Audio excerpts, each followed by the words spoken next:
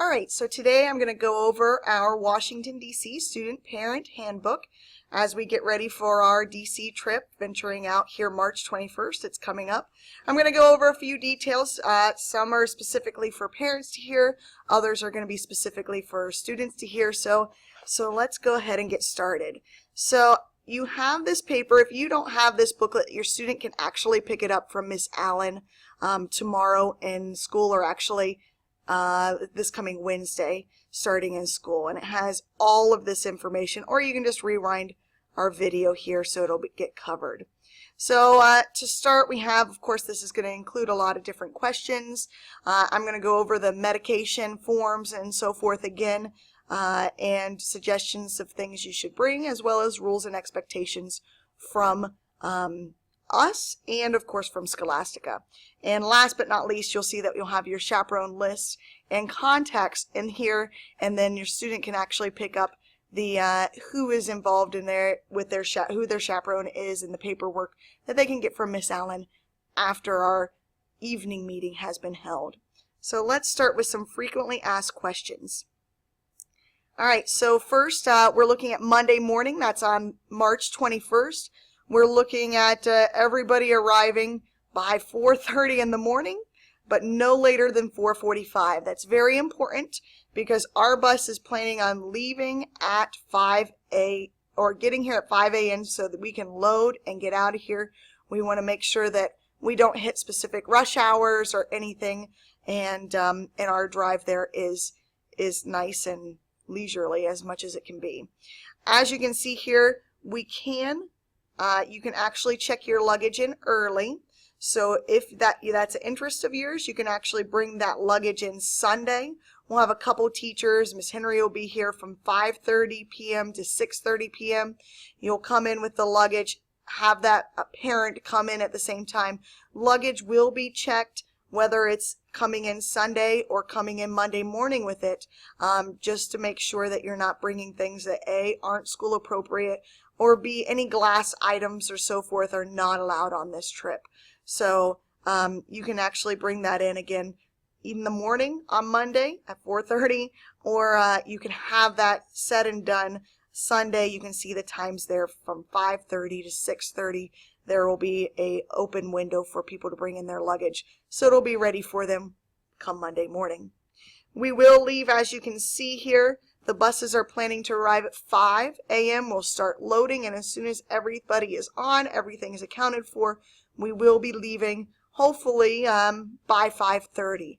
And it is important that we stay on this time. Again, we want to make sure that we get to our destinations on the appropriate time, keeping out of the rush hours. So please do not be late. There isn't a guarantee that we'll stay back and wait for you. Suitcases, how many? You're looking at bringing one carry-on and one under the bus duffel bag or large suitcase. Remember that what you pack, as in the students, what you pack, you do need to be able to carry, because, and sometimes, especially at the hotel, it can be upstairs. The elevator sometimes is working, sometimes is not, so I would probably kind of plan on having to carry things upstairs. So what you pack is what you have to carry. The things that'll go in your backpack or small bag that you actually can bring on the bus are the things that you'll have available during the day. Cameras, extra change of clothes, maybe a couple shirts and a shirt and a change of pants in case there's an emergency. Your pillow, a small blanket, all very good to have. Your money. The things that you actually put under the bus, those are items that you will not get until you get to the hotel. And we will not be going to the hotel until the Monday evening. So those will be locked under the bus until we arrive at that hotel Monday evening. So definitely consider all of those things. We'll be staying right there. It actually is not called the Howard Johnson. It was a Howard Johnson. That is the address. It was bought by a different company, but it is the same address. I'll look that up here in a second. The money, students can bring money for souvenirs if they want to buy goodies along the way, if they want to buy snacks, maybe at the vending machines at the hotel. Definitely look at not bringing a whole lot of money. And I have been told here that the hotel is actually at the end of this packet, so we'll definitely take a look. When you're planning out your money, sit down, students, parents, say, okay, I'm looking at getting souvenirs for, maybe making a list. Know that sometimes t-shirts you can get as cheap as, say, $5 a piece. So if you're looking at getting a t-shirt for 5 people, $25 is all you're going to need. And it says that we're going to be at the Wyndham Gardens. That's who took over the Howard Johnson. Sorry about that. All right. How can my parents reach me? All right, so this is very important. Throughout the trip, we ask that if there is not an emergency, there are times that you can reach your child, specifically in the morning before we start our touring, or in the evening before we go to bed. There every once in a while is a time that you can squeeze in, maybe at a meal, but it's not dependable on exactly what time that'll be. So if you want to say, hey, let's set a time for you to check in, please plan on it being either early in the morning or late in the evening so that you can have that check-in time. On here it does say if there's an emergency, please contact either Miss Henry. You also will have the contact of the chaperone. Contact the adult, and then that adult can relay any emergency situation with the child. We really don't want to cause any stress or panic. If something does need to be relayed to a student, definitely contact that adult and we'll make sure that at the appropriate time they get that message.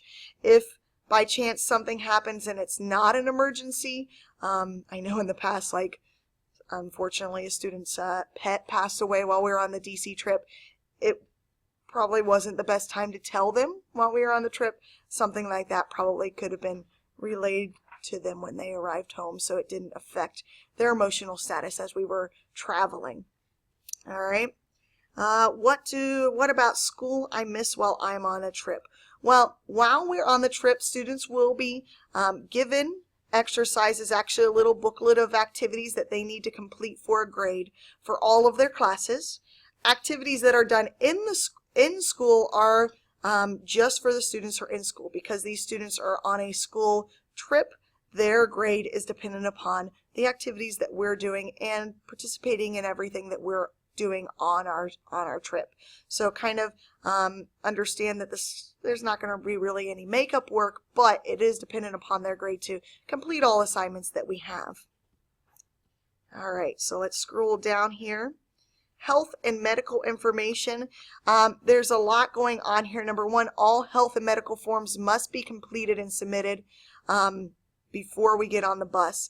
And this is huge. I know I can bring up actually our Liberty website, and you can actually find copies of the asthma and medication forms.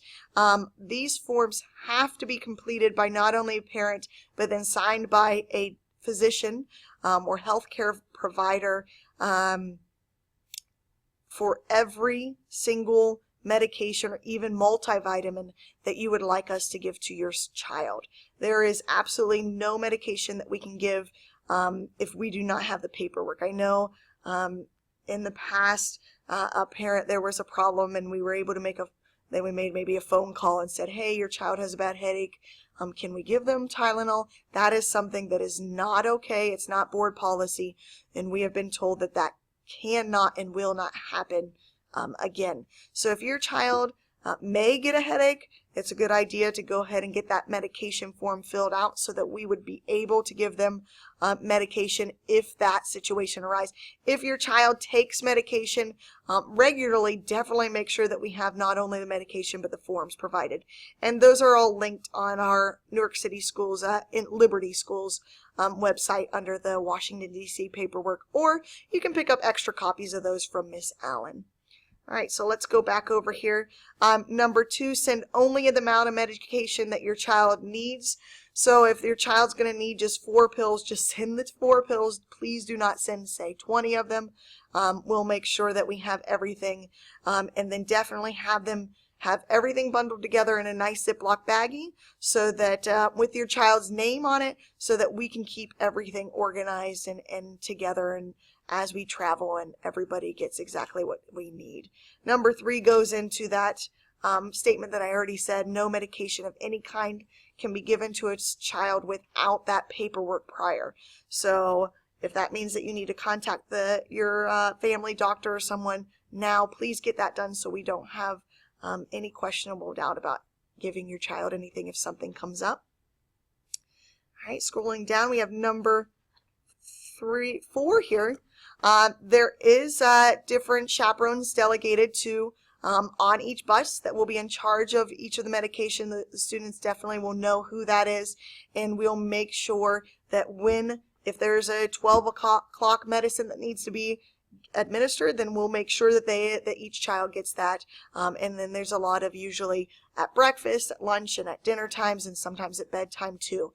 So the paperwork definitely helps us make sure that that organization is properly put together before we even get together Monday morning. Everything is organized, ready to go, so that on our end we know what to do to make sure everybody is safe.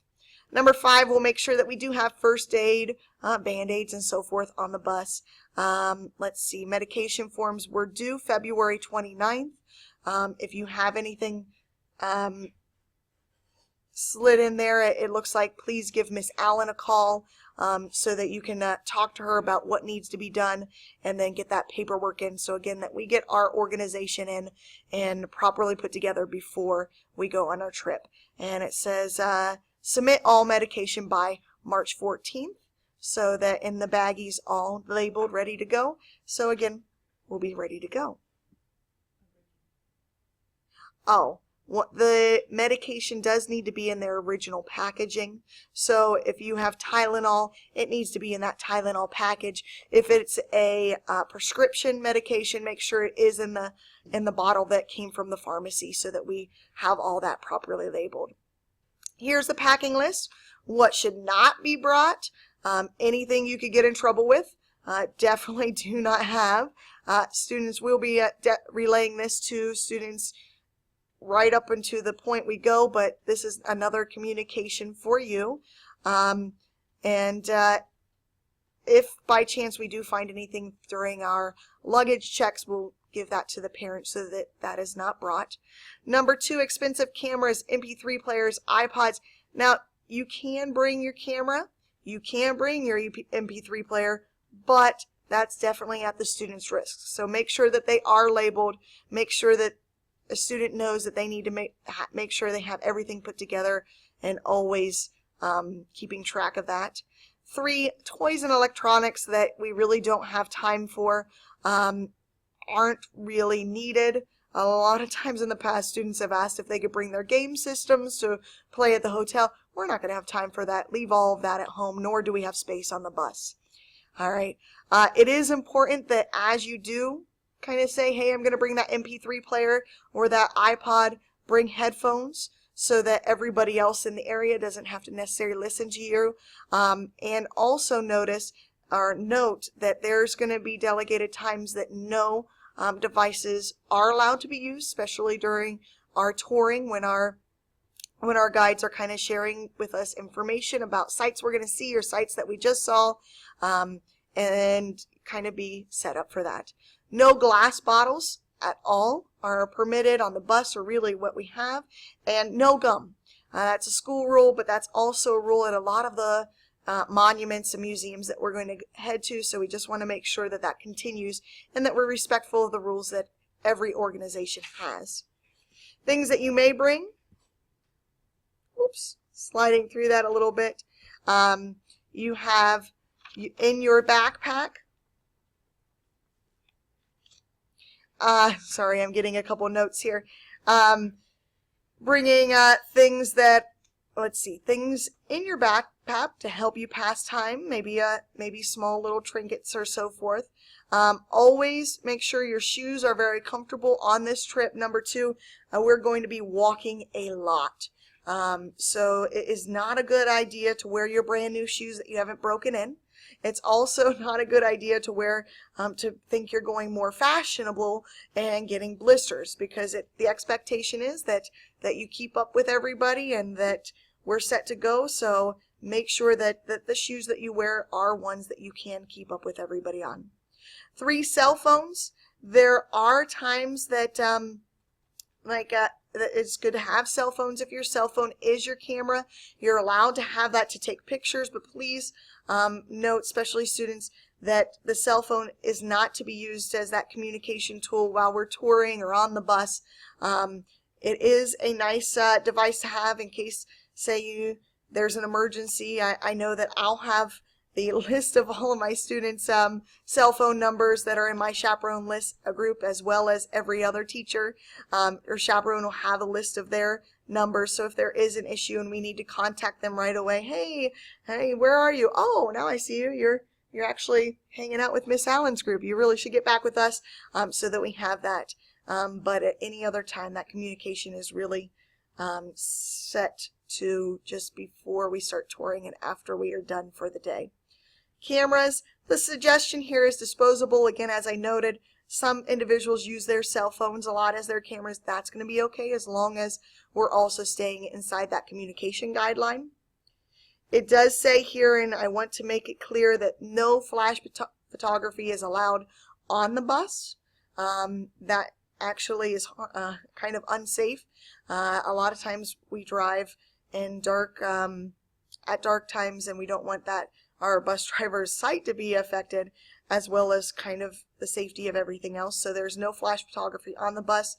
Also know that as you're using those cameras, that you know how to turn flash and so forth on and off, because there's also other areas that we tour that are permitting of photography but not necessarily flash. So know how to use those. Number 5 says bring a watch, or at least something that can keep track of the time. When we are designated to meet, maybe it's at morning and the breakfast time, it's important to be on time. So a watch or something that tells time is required. Right here, getting back to that money thing, change for snacks. There are vending machines at the hotel. You can always just bring snacks, not probably the whole store, but bring a few snacks that you can snack on the bus or along the way, but definitely okay there. 7 says hats are okay, but really only on the bus. We want to, it is understood that we're going to go to a lot of different museums and monuments. Many are outside, but the nature of them does need to be respectful as we tour all these facilities, and hats sometimes don't portray that. So understand, if you do bring a hat, there will be times that you just need to leave it on the bus. Number 8 says jackets or some outerwear. Definitely pack for rain, no matter what the weather we're going to be touring. And believe me, in the last 12 years of this trip, I've pretty much seen it all. We've been through downpours. Last year even, we started out, there was about 3 to 4 inches of snow on the ground, and by the time we were done with the trip, we were walking around in our short sleeve shirts. So just come prepared for any weather. The trip will continue on. Number 9, very important, grooming the personal items, maybe another stick of deodorant in that backpack, definitely some deodorant. Whatever, when we're touring around, that bus is basically a big tin can, and we can smell each other the whole way. Joking aside, we can smell each other the whole way. So definitely make sure that you put deodorant on, shower maybe before we leave in the morning, and then maybe bring something to kind of refresh throughout the day. It is important that the deodorant is stick or gel. No aerosol sprays are allowed on the bus, or really in the hotel rooms or anything. So please leave those at home because we're in very tight areas as we drive around in our buses, and a couple years ago there were a couple sprays that were sprayed, and it's very hard to get that kind of fumed out. Number 10, dress code does apply. We're going to wear polos. You are allowed to wear jeans, however, and as you can see here listed, Monday, Tuesday, Wednesday, Thursday, you have your black khaki pants or jeans allowed, and then the polos. Now Tuesday, note, we're wearing our DC shirts. No shorts are allowed at all, so please do not bring any shorts. There's no situation where you'll be able to wear those. Pack your pants.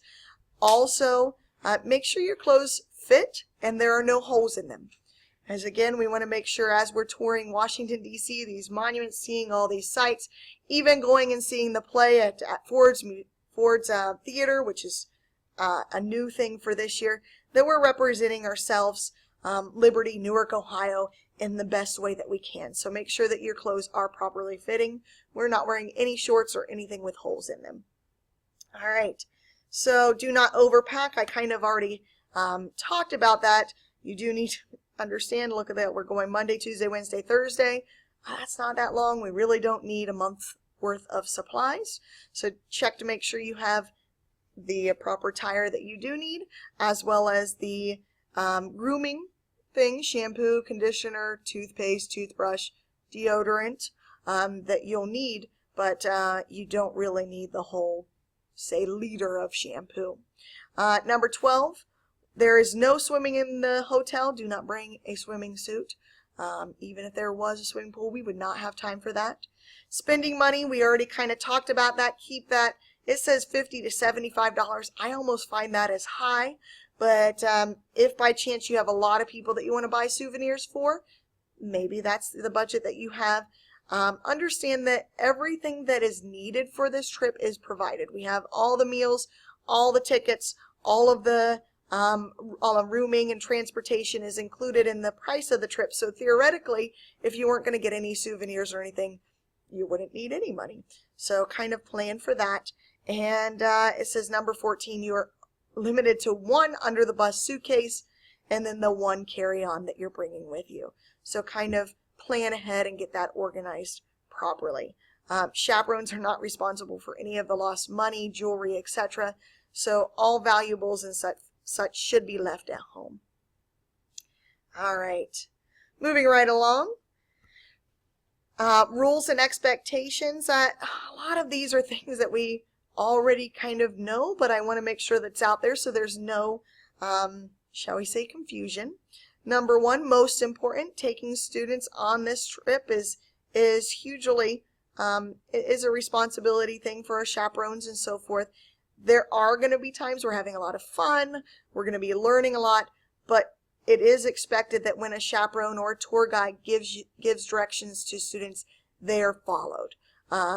Sometimes we may be in a situation when the expectation is not fully understood by the student. The chaperone would just say, hey, no beverages are allowed in the Capitol, and we have to leave them on the bus, but we're getting off quickly. If there is confusion, there are going to be appropriate times that you can discuss that, and we can go over as much as we know, but sometimes it's just the rule of the facility that we're going to, and we're relaying that to the students. So it is important that there's no argument as we go along. 2, everybody is on this trip to have fun and learn, so definitely make sure that you're not ruining that experience for anybody. Number 3, no student is to be alone at any time. So there will be some times, for example, when we go to eat, we'll be at a food court. So we'll all be there, but there's multiple different restaurants that you can actually choose from. So we're going to use the buddy system. You have to have at least one buddy, and you can either go up to the restaurant that you choose with your buddy and then go to their restaurant, or you can choose a buddy that's going to the same facility you are and then find a table to sit. So it is important. Students are never solo. If we do, as chaperones, find a student that is on their own, usually they become the chaperone's buddy for the day or even the rest of the week. Oh, enjoyable from all ends there. Number 4, all school rules and expectations definitely apply. So for example, the gum issue, it definitely applies. The dress code applies. So definitely make sure that you're following all of those things, because we are representing everybody here from our community. Bus information, you can see right there again, as mentioned earlier. We're arriving at Liberty at 4:30 in the morning Monday. Oh, it'll be such a wonderful time. We'll start checking in. Please be here no later than that, again, that 4:45. Hopefully our bus will get here by that 5 o'clock. We can start loading, and everybody will be organized, ready to go. Number 6, we will need some students to help the driver. Usually when we are getting on the bus or getting off the bus at the hotel, we choose a couple students to kind of make sure that our luggage at the hotel is in a nice orderly line, so that as we go into the hotel, students can grab their things and head on in.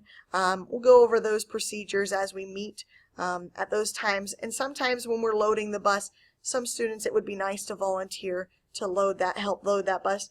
And at other times, the bus driver just wants to do it all themselves. And we'll kind of follow that guide as that time arises. Number 7, when we get from the school, there will be some quiet time that we have on the bus, kind of resting. We'll be showing some movies. At this point, I want to mention that if you have any PG or G videos that we could use, that would be great for our buses.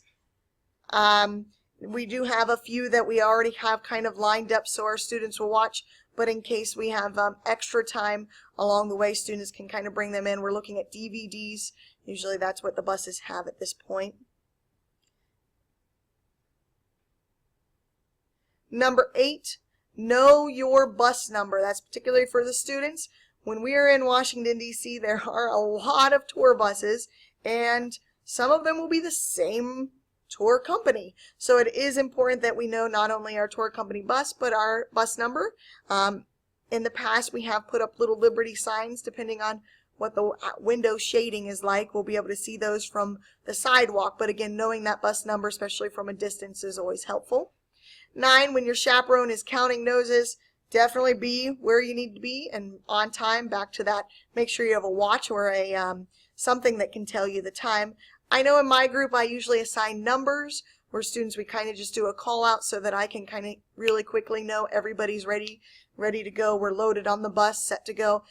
So definitely chime in and listen. And if other chaperones are doing their either calling students' name, attendance, or numbers, sit quietly so that they can hear and make sure that everybody is safe and ready for our touring to continue. Number 10, this is huge. When we have anybody talking to us, whether it's our tour guides or another chaperone, or we're at the play and we have someone going over directions as to what we need to know about, we got to practice our respectful behavior. Sitting, standing still quietly, making that eye contact, and showing them that we're truly there to learn. So that respect definitely goes a long way. As chaperones, we'll kind of remind students if by chance they're distracted by other things, to kind of show that respectful behavior with the eye contact and kind of following along with the discussion. So, but it is an expectation. On the bus, you are expected to remain in your seat the whole time. That's a safety thing. No horseplay. 12 says when we're getting off the bus, it is important to get off quickly. There are some locations where they literally have a timed, and if our bus is being clocked by maybe our patrol officer and so forth, we got to make that cut off so that he can get moving in appropriate time. We do have some individuals that will be maybe using assistant devices such as wheelchairs and walkers, so we will need to make sure that we have that procedure quick and make sure everybody knows their role as we get on and off buses. Number 13, when we return to the buses, it's always good to be a little bit early so that, again, we can make sure we're all counted and ready. When that bus stops, we can load up as quickly as possible. And it says, number 14, this is huge. There are restrooms on the bus, but I definitely suggest that those are held for emergencies only, because whatever goes in that bus stays with us the entire time. And if we get into especially some warm weather, that aroma can get quite strong. So there are restrooms on the bus. We will be stopping at rest stops as we venture to and from DC, as well as stops while we're touring.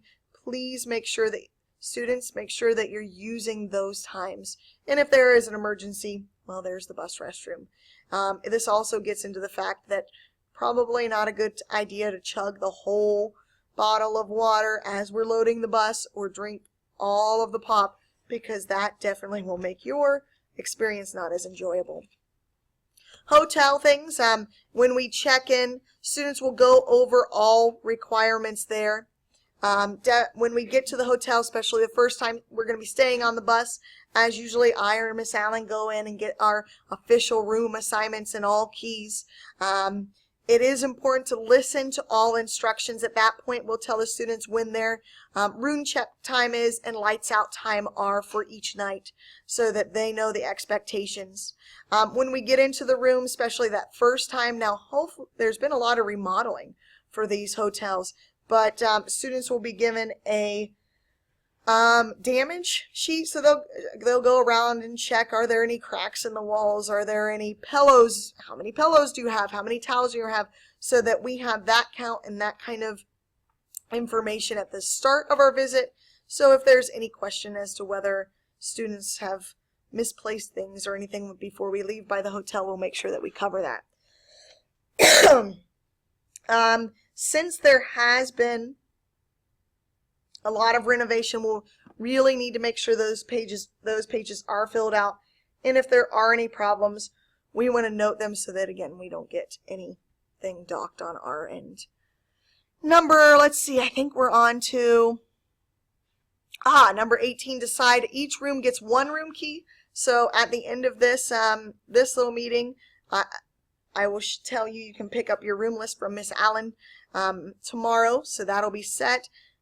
Figure out who's going to be in charge of that room key so that you'll have all of that figured out.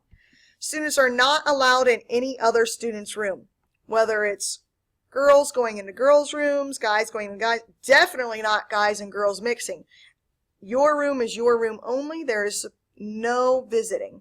So kind of make sure that you understand that. It also goes in no phone calls. The phones are for our wake-up call and if you need to get a hold of your chaperone. So so make sure that those are for those emergencies and those times only. All right, moving on. 19, it says there will be time to take those showers. It is a good idea since there's 4, usually at most rooms have 4 people in them, to kind of figure out. Some people are night shower people, sometimes are morning shower people. It is required to take a shower, so make sure you have kind of that agenda, especially students. Also make sure you put on your deodorant.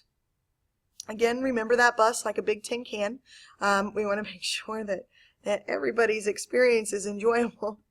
20, when we return to the hotel, you are expected to be in your room. We will have that room checked and lights out time. Room check time says, hey, you're in there for the rest of the night. Lights out mean lights are out and you're actually in bed. So chaperones will come around at that time and make sure that that's all set to go. And let's see. Oh, here it says chaperones will be taping the doors. It's not taping them shut so that they can never be open. Basically, we just put a little strip of masking tape over the edge of the outside of the door, noting to us if the masking tape is broken in the morning or unsealed in the morning, we know that that room tried to get out.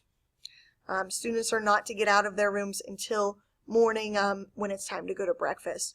So kind of a noted little thing there. That's a checks and balances. We do have security guards that actually stay in the halls all night long. So if there is a problem and students need to get a hold of their chaperone and for some reason the phone is not working and they say, hey, security guard, I need to get to my chaperone, we'll understand that situation and take care of it. But other than that, those doors should not be opened. Also note, if somebody knocks on the door, you need to ask who is it and wait for them to respond. So many times I've done room checks and I've knocked on doors and students just open them up nice and wide, not knowing who's on that other end. This is a regular hotel. Now I do have to say this year, I believe we're us and Heritage are the only ones in the hotel because of their newly remodeled rooms, but just in case there's somebody else there, always, if there's a knock, who is it? And wait for them to respond and make sure that it's one of the chaperones. After cool curfew, approximately 10 minutes, it is expected that you are in your room when 21 goes over that room knocking on the door. 22, do not do anything in your room that is going to charge you. Don't use that phone. Don't do pay-per-view. Sometimes there are usually mini fridges. We've asked them not to stock them with, it's like one year there were like little crackers and stuff in there. If that happens, just tell your chaperone, and we'll make sure that those get placed back in the hotel lobby so that we don't get charged for anything. Write down your room number, your chaperone's room number, and Miss Henry's room number. So again, if there's that emergency, you know who to call.